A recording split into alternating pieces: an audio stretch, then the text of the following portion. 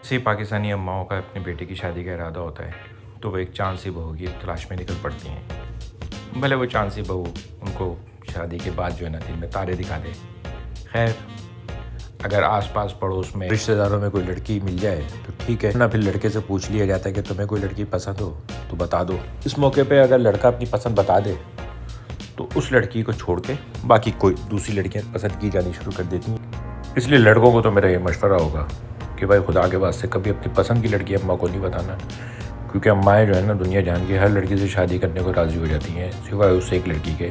जिसे आप पसंद करते हैं, क्योंकि वो तो चुड़ैल होती है और उतना जादू टोना करके आपको फंसाया हुआ होता है। अरे लड़कों को तो ये फैसिलिटी हासिल होती है कि उनसे पूछ लिया जाता है, लेकिन लड़कियों के साथ तो ये पूछा भी नहीं जाता, क्योंकि लड़कियों के साथ मसला ये है कि अमूमन पाकिस्तान में ट्रेंड ये है कि लड़की का रिश्ता आता है, लड़कियों का अगर कोई रिश्ता पसंद भी है तो वो लड़के को ही कहती है कि अपना रिश्ता लेकर आओ, और लड़के को अगर किसी लड़की के घर रिश्ता भेजना है तो उसके बाद उसको जो जो जतन करने पड़ते हैं कि मेरे दोस्त बखूबी वाकिफ़ होंगे। बहरहाल इस वक्त मेरा मौजू जो है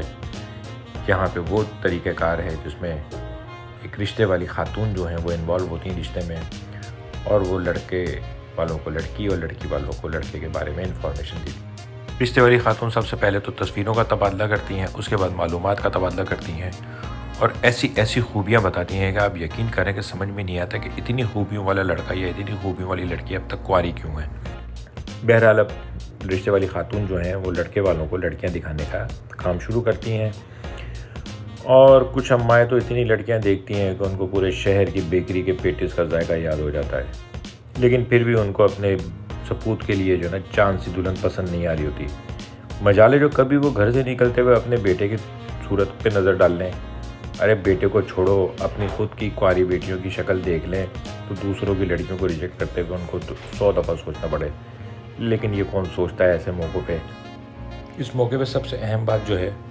वो झूठ, मुबालगा और दरोगोई। अब आप देखें कि लड़के की तनख्वाह कभी भी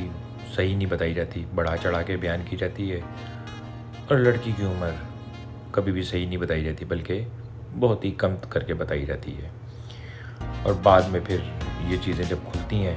तो उसके बाद वो रिश्ता जो सारी ज़िंदगी के लिए एतमाद का रिश्ता है उसकी इब्तिदा झूठ और गलत इन्फॉर्मेशन पे शुरू होती है। अम्माओं के बारे में हम लोगों ने लिख लिख के किताबें सियाह की हुई हैं, लेकिन आप यकीन करेंगे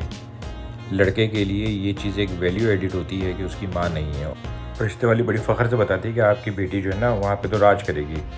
यानी हर वो लड़का जिसकी माँ ज़िंदा है उसकी बीवी तो राज नहीं कर सकती, और अगर बीवी को राज कराना है तो फिर वो जो है ना अपनी माँ को। अच्छा, बहरहाल दोनों तरफ़ैन की जानिब से ये एक खूबी ज़रूरत होती है कि घर छोटा हो।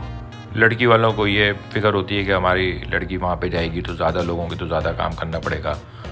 और लड़के वालों को ये फ़िक्र होती है कि शादी के बाद अगर साले सालियाँ ज़्यादा हुए तो हर ईद में हमारे बेटे को बहुत सारी ईदी देनी पड़ेगी। खैर, इन तमाम मालूमात के तबादले और मुतमईन होने के बाद इसका अगला मरहला आता है कि लड़के वाले जो हैं वो पहले लड़की के घर आते हैं और फिर लड़की वाले जो है लड़के के घर जाते हैं, और किस तरह से ये मामला जो है आगे प्रोग्रेस करता है ये सब कुछ मैं आपको इसके अगले पार्ट में बताऊंगा।